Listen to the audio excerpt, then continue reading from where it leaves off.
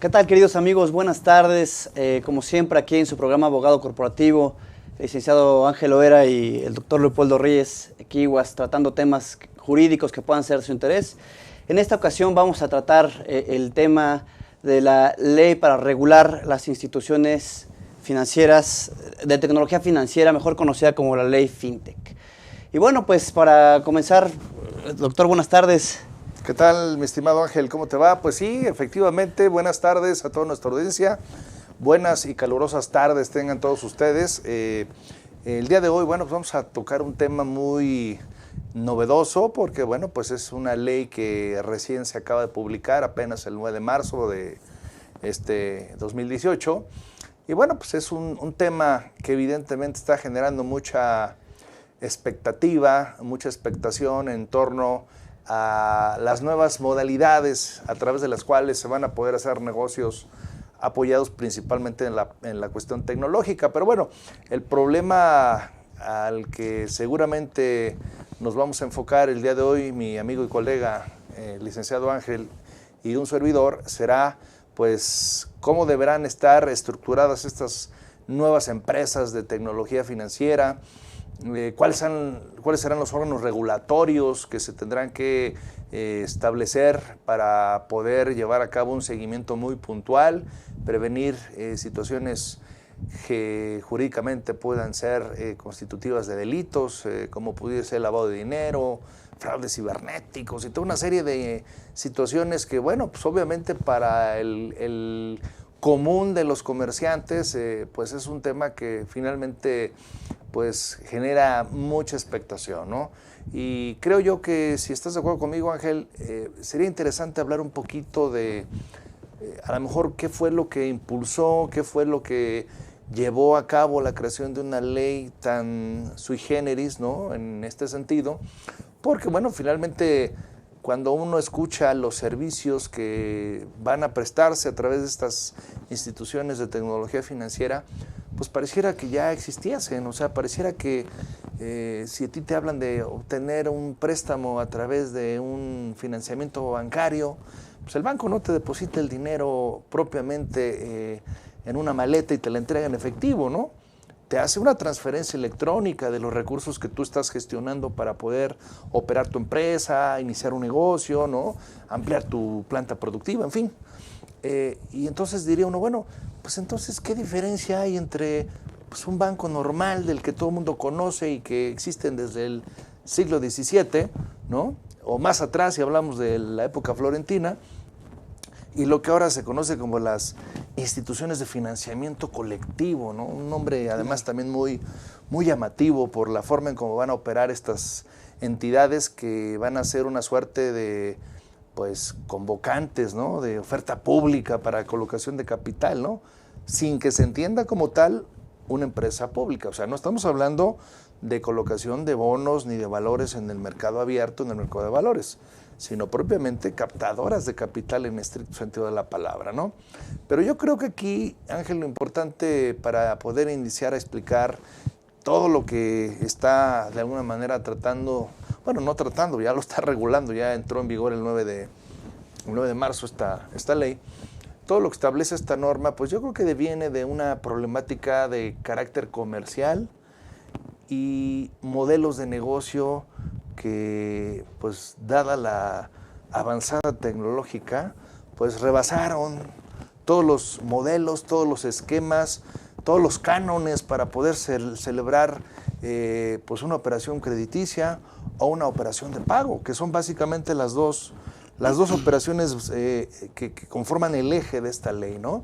Son las dos operaciones básicas mercantiles, la colocación de capital, obtención de financiamiento y pago de deuda, ¿no? Claro, como lo comenta, justo, si bien es cierto, ya estaban reguladas estas instituciones financieras, digamos, bueno, bancarizadas. No las instituciones como tal, porque instituciones, están creadas, ¿no? Bueno, vaya. Las operaciones, vamos las a operaciones crediticias. Crediticias, bueno. El punto aquí es, en un intento de una réplica de una regulación que ya venía desde España, pues existen esta oleada de tecnología a través de la cual nosotros, pues ya empezamos, como justo lo menciona, a celebrar operaciones financieras apoyadas en estas nuevas tecnologías, ¿no? Así Es decir, incluso se pretenden celebrar operaciones entre personas, entre pares. Existen diversas figuras ya como el préstamo entre los mismos pares, a través del cual me puedes generar un préstamo. Sí, un mutuo. Un mutuo, incluso financiamiento, puede ser que se congreguen cierto grupo de personas y a través de las tecnologías pongan a disposición estos recursos para que puedan.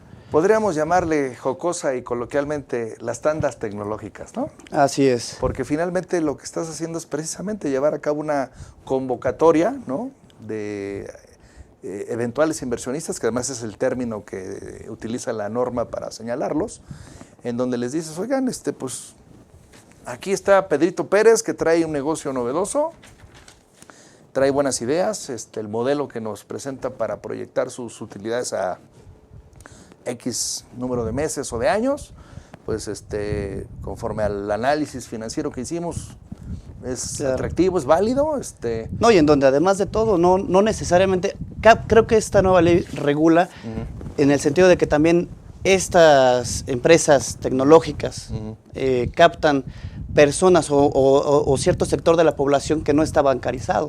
O sea, es decir, o que está fuera del sistema incluso. Sí, que no conocen los mecanismos formales de financiamiento, ¿no? Así es. Pero fíjate que yo creo, Ángel, que insistiendo en la parte de los antecedentes, ¿no?, yo hago una revisión muy rápida, muy somera de cuáles han sido los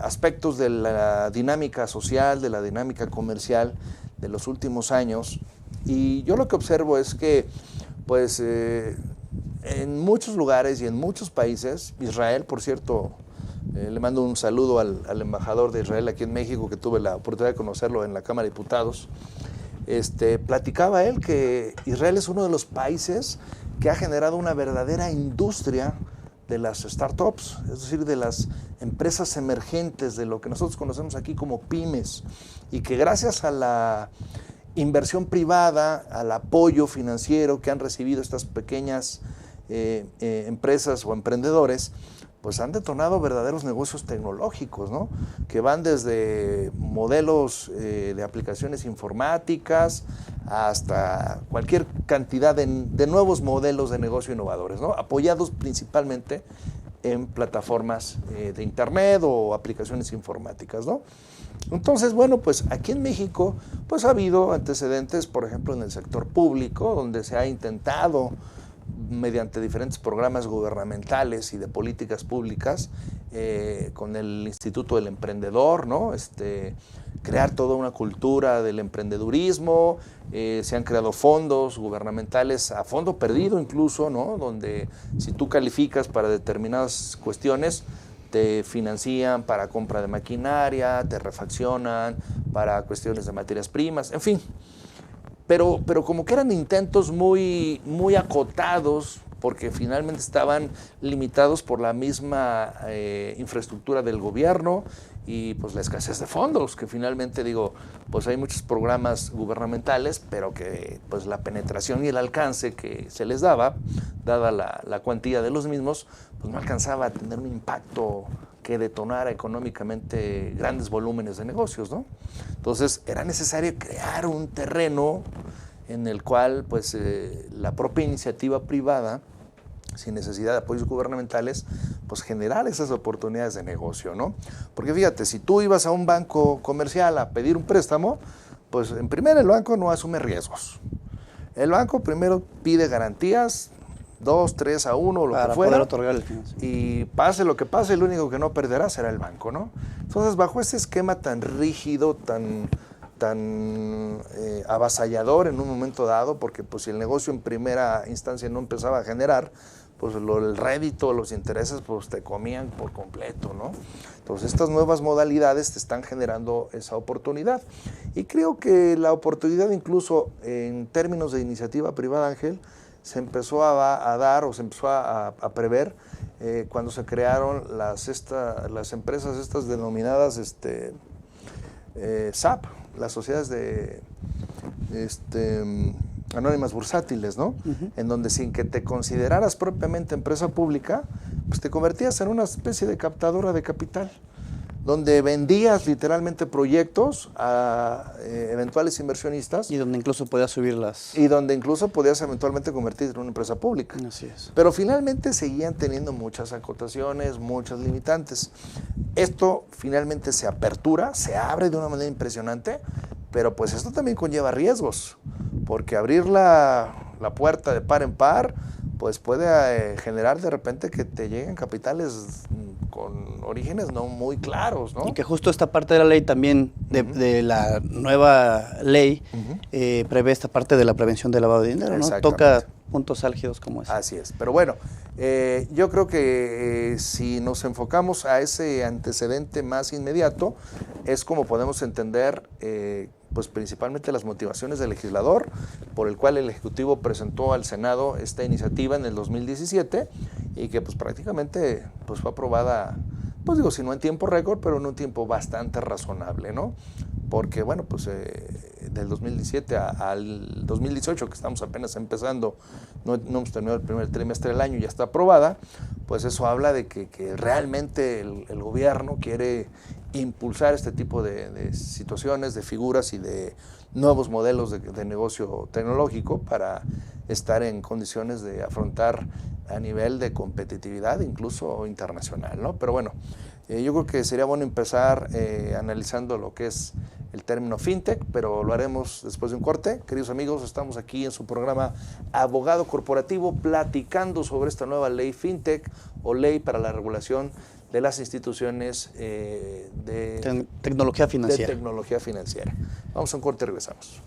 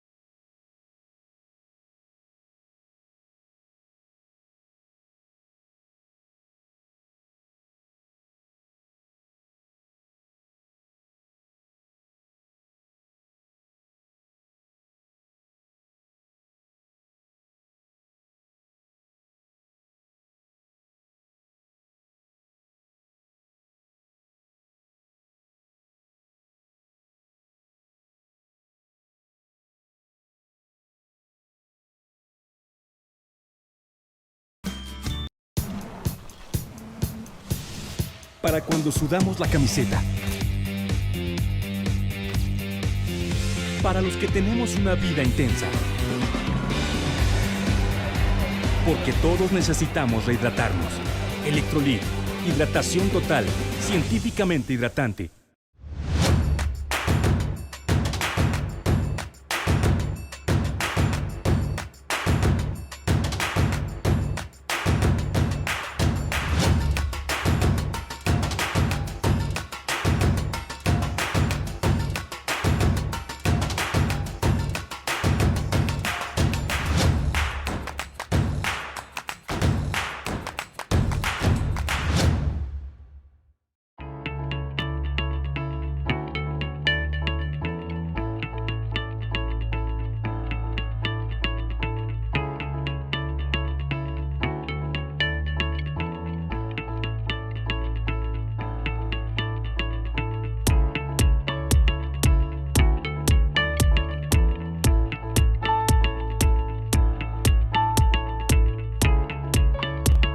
Estamos seguros que construyendo a través de la gente podremos trabajar y sobre todo contribuir en los resultados de su negocio.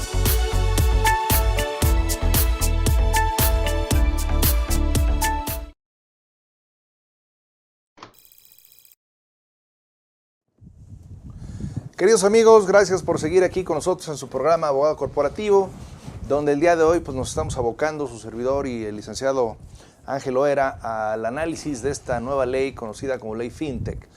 FinTech, mi querido Ángel, es un término que denota la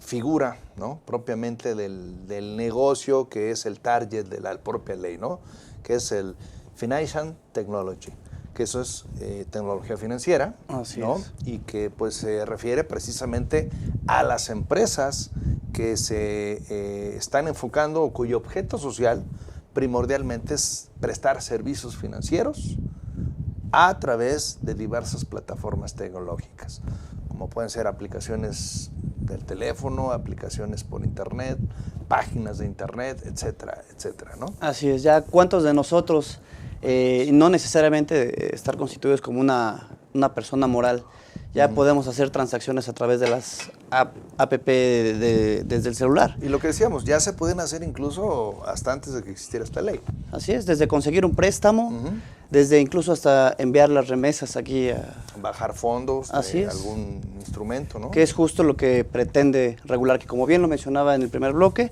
ya existen estas figuras, nada más es no soslayar el hecho de que tenía que haber una regulación al respecto, ¿no? Fíjate que yo creo, y lo vamos a tocar más adelante, pero yo creo que de lo novedoso, realmente novedoso, de toda esta ley, no es el hecho de que ya existiesen esos servicios, digo, ya estaban, no era una novedad, ¿no?, sino el uso de ciertas figuras tecnológicas que asumen ya una normatividad en términos jurídicos y que no estaban reguladas. Me refiero concretamente a las criptomonedas, ¿no? Claro. Que están conocidas ya en esta nueva ley como activos virtuales, ¿no? Como activos virtuales. Y vamos a definir más adelante qué es un activo virtual, qué características tiene y qué riesgos conlleva el que se estén utilizando estos medios de pago, que es así como lo define la norma, ¿no? No, y no solo eso, conceptos nuevos como el tener que saber ya qué es una nube, justo tener preciso qué es una fintech. Bueno, pago electrónico simplemente, es. ¿no? Pero bueno, fíjate que retomando un poquito el concepto, o más bien el objeto de la norma, podemos ver que el objeto es complejo, ¿eh? Es complejo tomando en consideración que hay nuevos conceptos, vamos a llamarle de esta manera, que el legislador toma de la jerga tecnológica y que evidentemente pues obligan a que uno se tenga que meter no solamente al análisis jurídico per se, sino también a cómo funciona fácticamente todo el modelo de negocio tecnológico, ¿no? Dice, la presente ley es de orden público y observancia general en los Estados Unidos mexicanos y tiene por objeto regular los servicios financieros que prestan instituciones de tecnología financiera, así como su organización, operación y funcionamiento, y los servicios financieros sujetos a normatividad especial que sean ofrecidos o realizados por medios innovadores. Híjole. La primera pregunta sería, ¿y cuáles son las empresas de tecnología financiera? Porque volvemos al tema, ¿no? Yo puedo ir a Banorte o puedo ir a Banamex, a Bancomer, pedir un préstamo y me van a hacer una transferencia electrónica, ¿no? Así es. Pudieras decir, oye, pues, ¿qué no estamos empalmando la misma regulación o estamos sobreregulando la misma actividad? Pues no, porque ya la norma te define de manera específica a qué se refiere cuando estamos hablando de empresas de tecnología financiera. Y en este sentido, la ley establece dos grandes empresas de tecnología financiera. Por lo menos hasta ahorita lo que aparece regulado, ¿no? Las instituciones de financiamiento colectivo y las instituciones de pagos de fondos de pagos electrónicos, ¿no?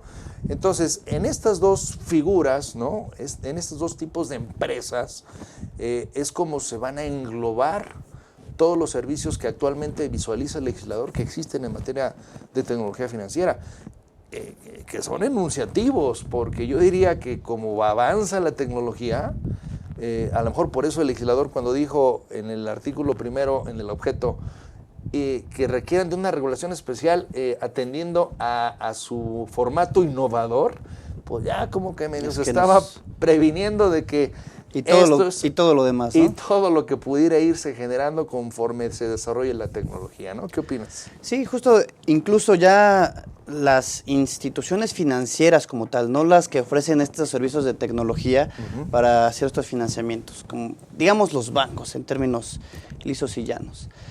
Ya tienen que entrar incluso en una colaboración con estas empresas para poder justo ser más accesible o hacer más accesible los servicios que le están prestando. Bueno, es que acuérdate que se va a dar el mismo fenómeno que se dio cuando se volvió a privatizar la banca.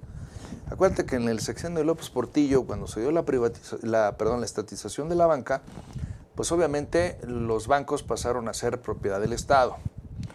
Y evidentemente hubo pues una especie como de escisión de lo que hoy vienen siendo los grupos financieros, ¿no? Porque antes el banco era el puro banco pelón, y si tú querías un seguro, pues tenías que ir a una aseguradora, si tú querías una fianza, tenías que ir a una fianzadora, en fin, ¿no? Cuando se vuelve a privatizar la banca, ¿sí? ¿Qué es lo que hacen los bancos? Oye, si ya tengo aquí al cliente, ¿no? Si ya tengo aquí al cliente, pues, ¿para qué lo dejo que se vaya a comprar seguros afuera? O que contrate una fianza afuera, o que lleve a cabo un fondo de inversión afuera. Mejor creo mis empresas satélite, ¿no? En donde el eje del negocio es el banco como tal, y el propio banco tiene su afianzadora, su aseguradora, su almacén general de depósito, etcétera. Entonces, si llega un cliente, pues yo le ofrezco en paquete todo el servicio integral. Exacto. Por eso hoy se llaman grupos financieros, ¿no? Entonces, seguramente lo que va a pasar es que los bancos pues también le van a entrar a este negocio. Claro, y aún así surge la dicotomía entre bancos... Pues sí, porque puede ser una competencia, ¿no? Contra fintech, aunque, digo, está establecido que los bancos tienen los clientes y tienen los recursos. Sí, Las fintech... Sí, pero fíjate que aquí está bien interesante, porque un banco, si hacemos una analogía, es bien interesante y ahí es donde se empiezan a ver las ventajas de estas empresas fintech, ¿no? Cuando tú vas a un banco, ¿no? Cuando tú vas a un banco, pues obviamente el banco coloca recursos bajo un esquema de intermediación financiera, ¿no? Es decir, el banco recibe bajo su propio riesgo ahorro un capital y te garantiza a ti un rendimiento. Y por otro lado, coloca ese mismo capital, ¿no? Ante el gran público inversionista, exacto, ¿no? O el solicitante del crédito en general. Y evidentemente ese crédito pues, le da un rendimiento y el margen de intermediación es lo que se convierte eventualmente en su utilidad. Así es. Aquí, ¿qué es lo que sucede con una empresa fintech, una empresa de financiamiento colectivo? Yo, sí, al margen de que están por publicarse todavía las reglas de carácter general que no ha emitido la CNBV ni el Banco de México para conocer cuál es el capital mínimo con el que tendrás que operar, pues finalmente yo no soy más que un intermediario, al igual que el banco, pero pues yo no necesito la infraestructura de un banco. Yo lo que necesito es una infraestructura tecnológica, más que física, más que material. ¿Por qué? Porque mis operaciones no van a ser ni in situ, es decir, no en mis oficinas, como sí sucede en el banco, y no voy a requerir de tanto personal como eventualmente pudiera requerir un banco, ¿no?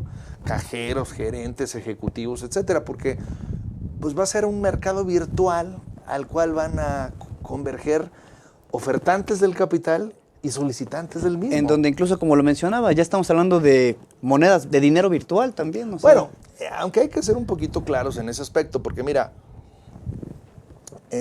si ya nos metemos al detalle de qué tipo de operaciones va a poder realizar una empresa de estas de financiamiento colectivo, estamos hablando básicamente de 3 diferentes tipos de financiamiento. Te dice la ley, pueden hacer financiamiento de capital, pueden hacer financiamiento de deuda, o pueden hacer financiamiento de regalías, ¿no? O de propiedad, o copropiedad. ¿Y qué diferencia hay con respecto a un banco, no? Cuando tú vas y pides un dinero al banco, El banco no asume ningún riesgo contigo de, oye, pues sí le entro con una lana, pero pues a mí de entrada me garantizas, ¿no? Con un inmueble, con una fianza o con un responsable solidario que tenga la solvencia económica, ¿no? Aquí no. Aquí tú le puedes decir, ¿no?, al solicitante del crédito, a ver, ¿qué tipo de crédito quieres? ¿Quieres un crédito para que el inversionista se convierta en una suerte de socio tuyo? Pues vámonos por el financiamiento de capital. Es decir, yo te presto como si estuviera haciendo una aportación de capital. Algo parecido a las obligaciones a las que se refiere la Ley General de Sociedades Mercantiles, ¿no? Donde tú lo que adquieres, pues prácticamente es pues un título, ¿no?, que si no lo conviertes a acción, es un título de inversión que tiene que garantizar un determinado rendimiento. Y que también viene con un riesgo, por supuesto, para el que le está haciendo la aportación. Así es. Si ya lo conviertes, si esa obligación ya la conviertes en una acción, una parte alícuota del capital, entonces tú estás comprando parte de la empresa, estás comprando parte del negocio, ¿no? Y ya si de plano quieres hacerte socio como tal de la empresa, pues puedes hablar ya de un financiamiento en copropiedad. Y para esto ya la norma te dice que incluso, fíjate, conforme a esta ley FinTech, puedes hacer contratos de asociación en participación entre inversionistas y solicitantes del crédito. Es decir, ya desde un principio, desde que arranca el negocio, ya se convierte en una suerte de socios, ¿no? Donde obviamente el asociado sería en este caso la institución de financiamiento colectivo y el asociante sería el que lleva a cabo la operación, ¿no?, la logística del negocio. Pero bueno, si quieres vamos a un corte y después del corte explicamos un poquito más a detalle estos diferentes tipos de financiamiento. Queridos amigos, no se vayan, estamos platicando acerca de la ley FinTech y cómo empezarán a operar estas nuevas empresas de tecnología financiera. No se vayan.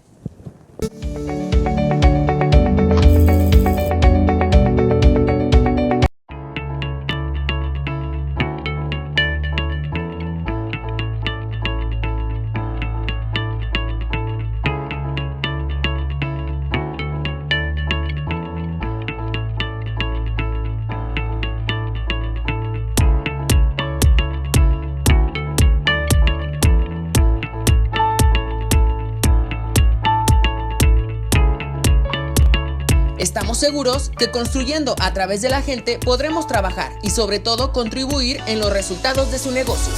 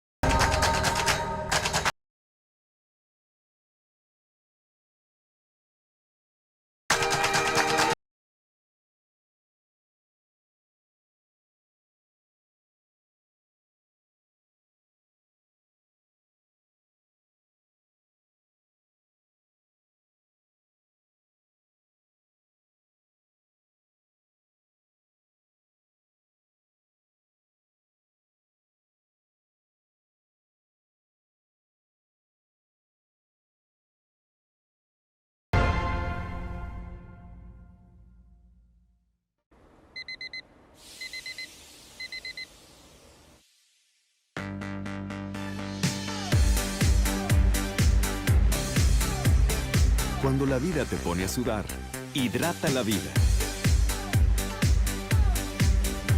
Electrolit, científicamente hidratante.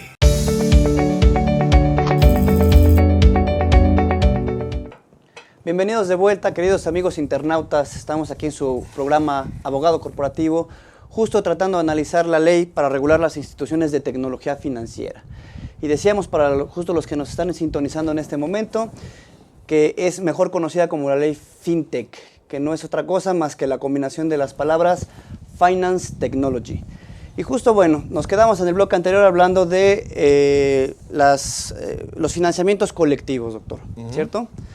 En donde mencionábamos que todas las personas pueden generar estas aportaciones que ya están reguladas por esta ley y que pueden ser incluso a través de la figura de asociación de participación. Así es. Fíjate que es importante que hagamos ahí el comentario muy puntual de que todos estos convenios que se pueden celebrar entre estas instituciones de financiamiento colectivo y los clientes, ¿no? El cliente como tal puede tener dos connotaciones, ¿no? O puede ser el inversionista que está buscando dónde colocar su capital para que se le genere un rendimiento, o el solicitante del crédito, que es el que trae el proyecto, ¿no? El que quiere emprender el negocio, el que quiere impulsar su modelo de negocio y que pues está ávido de que alguien le financie la operación, ¿no? Entonces aquí pues prácticamente lo que hace la institución es llevar a cabo una convergencia de ambos intereses, publicita obviamente las diferentes ofertas que hay en el mercado a través de medios electrónicos. Digo, creo que es facilitando este acercamiento entre uno y otro. Creo que es importante mencionar que todo este manejo, ¿no? y ejecución del negocio es a través de medios electrónicos, ¿no? No es un tema que se realice de manera convencional.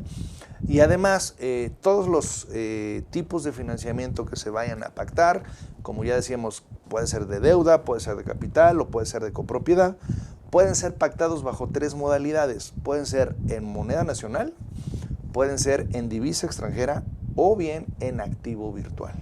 Esas son las tres formas en que se pueden llevar a cabo las operaciones, ¿no? Y si quieres, ya para pasar a la siguiente empresa de tecnología financiera, a mí me gustaría nada más también puntualizar algunas actividades complementarias que pueden estar celebrando estas instituciones de financiamiento colectivo, como son recibir y publicar solicitudes de financiamientos colectivos, habilitar canales de comunicación entre ofertantes y solicitantes del crédito, obviamente en medios electrónicos. Que aquí está actuando como un intermediario, lo que Sí, comentamos básicamente. en principio. No pueden ellos hacer publicidad de proyectos que ya se encuentren ofertados en otra institución de financiamiento colectivo. Pueden emitir incluso valores por cuenta propia, pueden constituir fideicomisos y pueden además efectuar cobranza judicial y extrajudicial a nombre de sus clientes. Es decir, tú como colocador del crédito, porque obviamente tú captas el recurso, lo montas en tu plataforma financiera y de tu plataforma financiera haces las aplicaciones para mandar el recurso a los solicitantes que finalmente fueron elegidos por los inversionistas. Evidentemente, tú en tu contabilidad tienes que hacer una segregación que te permite identificar quiénes son los que te están llevando a cabo la aportación y a quiénes y en qué proyecto estás llevando a cabo la aplicación de los recursos. Sí, justo la identificación de Plena. las personas que están involucradas, ¿no? Que es una identificación para fines financieros, más no para fines de prevención del lavado, como lo vamos a ver más adelante, ¿no? Y bueno, eso sería en términos muy generales la forma en cómo estarían operando las empresas de financiamiento colectivo. La otra gran empresa que se empieza a regular a través de esta nueva norma es las instituciones de fondos para pagos electrónicos. Fíjate qué interesante el mecanismo. Haz de cuenta que estas instituciones son una especie de repositorio de recursos financieros. Es como si yo llegara y te dijera, ay Ángel, fíjate que traigo este $1,000,000, ay, guárdamelo, ¿no? Y cuando yo necesite hacerle un pago a un tercero, te doy la instrucción y tú liberas el pago por la cantidad y el concepto que yo te voy a decir, ¿no? Digo, en términos muy, muy coloquiales y muy básicos, eso es lo que van a hacer estas instituciones. Ser como una suerte de receptores de recurso para liberación de pagos electrónicos. Si yo quiero, por ejemplo, que tú seas mi tesorería virtual, ¿sí? Puedo apoyarme en ti y decirte, oye, quiero invertir en fondos de pagos electrónicos 50 millones de pesos. Y ahí te van. Y con esos 50 millones de pesos, tú vas a pagarle a fulano, vas a pagarle a perengano, vas a invertir aquí, vas a invertir allá, y tú me estás administrando la tesorería. El único inconveniente es que no hay rendimientos. O sea, yo soy una plataforma de pagos. No soy una plataforma para generar recursos a través de rendimientos financieros. Si tú me das 50 pesos y los dejas conmigo 3 meses, los mismos 50 pesos que te voy a generar cuando tú me des la instrucción de pago, o incluso me solicites que te los vuelva a regresar a tu propia cuenta bancaria, ¿no? Pero entonces aquí el objeto sería, como lo hemos venido mencionando, facilitar justo este tipo de operaciones, las transacciones comerciales. Sí, porque mira, a final de cuentas, mucha gente no tiene hoy en día la tecnología ni tiene los mecanismos idóneos para poder llevar a cabo pues, la generación de todo este tipo de operaciones, porque requiere de una inversión importante. Es decir, no tan fácilmente te puedes meter a decir, yo voy a generar un mecanismo de pagos electrónicos, ¿no? ¿Por qué? Porque tienes que invertir en la tecnología propiamente, es decir, computadoras, internet, y de ahí vienen los temas de seguridad cibernética. O sea, no es nada más meterte a hacer el negocio porque se te ocurrió que pudieras ganar dinero por ahí, ¿no? Lo que comenta, economización de recursos. Así es. Sale mucho más barato para mí como inversor, y mucho más barato para el que finalmente... Fíjate, lo que dice la ley es lo siguiente. Una institución de fondos para pagos electrónicos es aquella que está encargada de la emisión, administración, recaudación y transmisión de fondos de pago electrónico a través de aplicaciones informáticas, páginas de internet o cualquier otro medio electrónico, después de haber recibido una cantidad equivalente a los fondos que se van a emitir, ¿no? Claro. Fíjate, aquí yo también tratando de hacer una analogía para que los colegas y amigos que nos están escuchando podamos entender el mecanismo o la función. Fíjate, yo hago una analogía, por ejemplo, con lo que se hace con los certificados de depósito. ¿Qué pasa cuando traes una mercancía, ¿no? Y la depositas en un almacén general de depósito? A ti te emiten un certificado de depósito que tiene el carácter de título ejecutivo mercantil y como tal, pues tiene todas las características de un título ejecutivo mercantil, es decir, puedes circular, lo puedes endosar, puedes negociar, transaccionar, etcétera, ¿no? Entonces, en lugar de que tú traigas dinero, ¿no? O en lugar de que traigas efectivo, un título valor. Traes un título valor denominado fondo de pago electrónico y con ese pagas tus diferentes operaciones y transacciones comerciales. Básicamente para eso es. O si quieres generar a lo mejor alguna dinámica de negocios, ¿no? Alguna recompensa, los famosos puntos, estos que luego te dan las tarjetas de crédito, etcétera, ya entrando un poquito al tema de activos virtuales, ¿no? Monederos electrónicos. Monederos electrónicos, donde te voy a abonar te voy a reembolsar el 5% de tus compras, etcétera, etcétera. Ahí es donde entran las aplicaciones de este tipo de entidades, ¿no? Y evidentemente, bueno, pues también aquí el tema es darle fluidez a las operaciones, darle certeza jurídica y certeza en términos financieros, es decir, oye, yo sé que ahí está mi dinero y pase lo que pase, haya una devaluación o haya lo que haya, pues el dinero ahí va a seguir, ¿no? Claro. Pero, a ver, ¿qué pasa, doctor, cuando, enfocándolo precisamente en esa parte de los préstamos? Usted está hablando ahorita de una de las modalidades que es, yo tengo ahí mi dinero, haciendo una comparación como si fuera una tesorería. Pero el préstamo es otra operación, ¿eh? Okay. Estas empresas no están constituidas propiamente para hacer préstamos.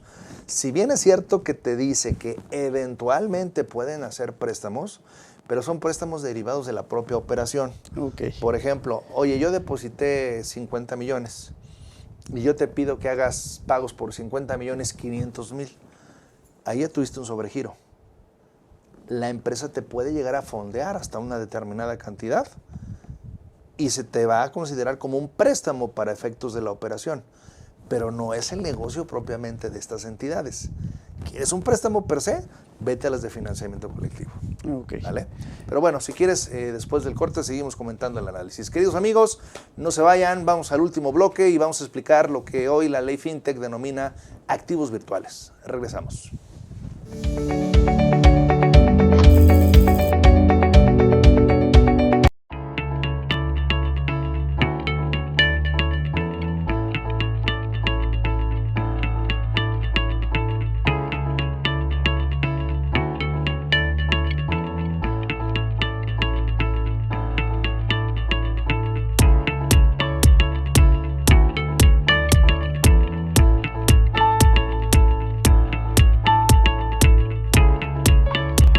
Estamos seguros que construyendo a través de la gente podremos trabajar y sobre todo contribuir en los resultados de su negocio.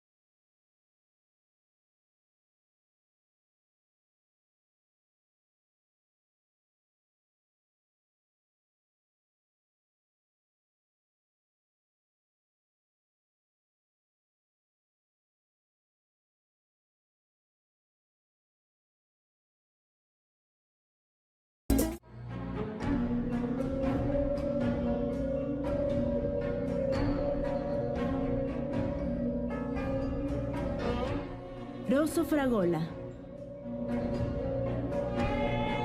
Arte en fresa que seduce tus sentidos.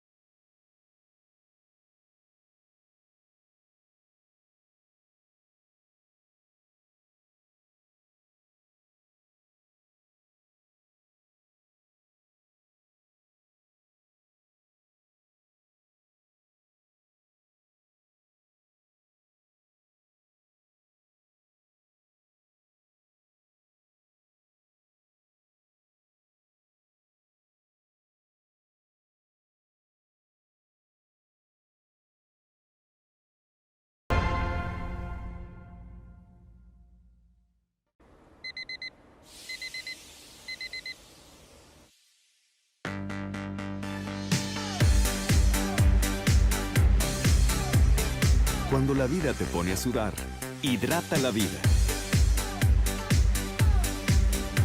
Electrolit, científicamente hidratante.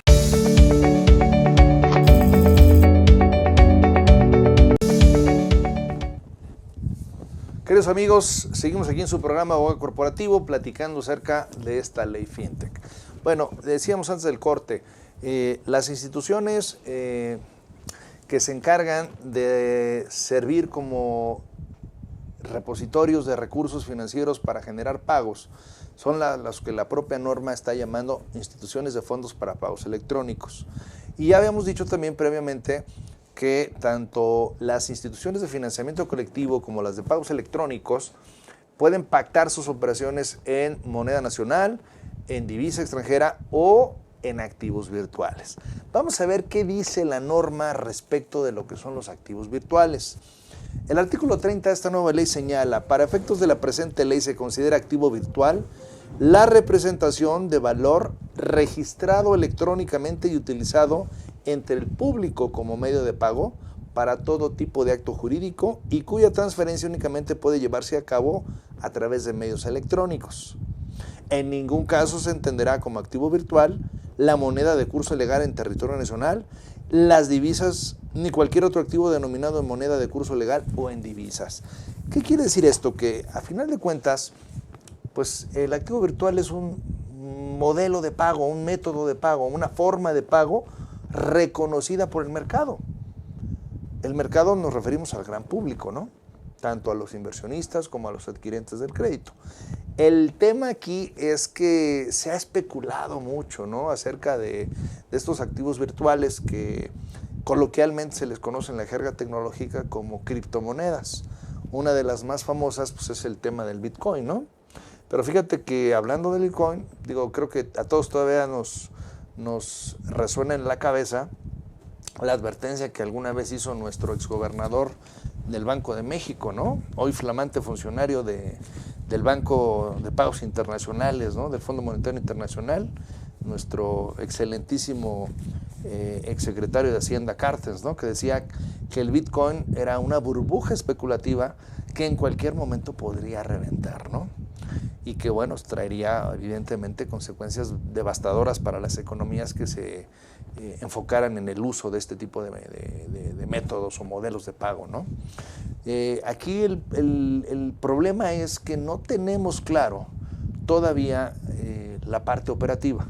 Si bien es cierto, ya el artículo 30 hace una conceptualización muy técnica y muy formal de lo que es el activo virtual, pues falta ver qué dice el Banco de México, ¿no? El Banco de México y la CNBV son los órganos reguladores de esta ley que establece en primera instancia que el propio Banco de México será el que establezca los parámetros y la logística para determinar qué activos virtuales serán reconocidos por esta ley y cuáles serán las formas en que deberán ser evaluados y operados por cada uno de los operadores financieros, ¿no? Sí, justo tenemos que esperar toda la emisión ahí de las reglas de carácter en las que se afinen estos puntos, ¿no? Desde cómo se van a llamar, cómo se van a conformar, cómo se van a evaluar, ¿no?, y cómo se van a transaccionar, ¿no? Y bueno, yo creo que aquí es importante establecer también que la propia ley señala, ¿no? Aquí el gobierno federal se está curando en salud porque desde los primeros artículos dice, a ver, todas las operaciones que realice cualquiera de estas empresas de tecnología financiera son por cuenta, orden y riesgo de las propias empresas y el gobierno federal ni sus instituciones avalarán, garantizarán o serán responsables solidarios de cualquier fraude o situación que se pueda llegar a generar dentro del manejo de este tipo de operaciones, ¿no? Sí. Y tendrá que quedar por escrito en todos los contratos y convenios celebrados por estas empresas. Y bueno, finalmente, pues no perder de vista que el propio artículo 34 también de la ley FinTech señala, ¿no?, que el activo virtual no es moneda de curso legal, número uno.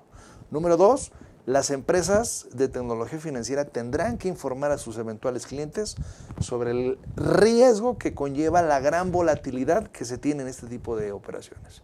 Y finalmente, ¿no?, los riesgos inherentes a la parte tecnológica por el tema de los fraudes cibernéticos, hackeo de páginas electrónicas, etcétera, etcétera.